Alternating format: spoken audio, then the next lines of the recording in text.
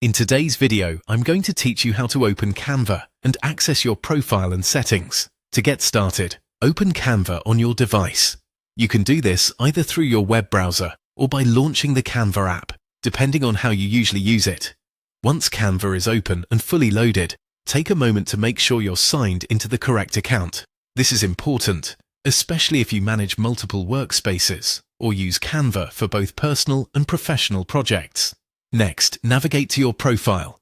In most cases, you'll find your profile icon or avatar in the top corner of the screen. Click on that area to open the account menu. This menu gives you access to several important account-related options, and it's the main place you'll go whenever you need to manage your personal information or switch between different account areas.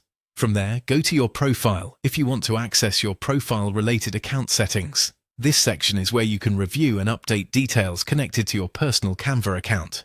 For example, this is typically where you would make changes to how your profile appears or confirm that your account information is up to date. If you're looking for settings that relate specifically to you as an individual user, this is the place to start. If instead you need to manage broader account options, go back to the same menu and select Settings. This area is used for account and billing settings, as well as people management options. In other words, if you need to review subscription details, make changes related to payments, or manage who has access to a team or workspace, Settings is where you'll do that. It's helpful to understand the difference between these two areas. Your profile is mainly for your personal account details, while Settings is more focused on overall account administration, including billing and managing other users. Knowing which section to use can save time and make it easier to find what you need without clicking around unnecessarily.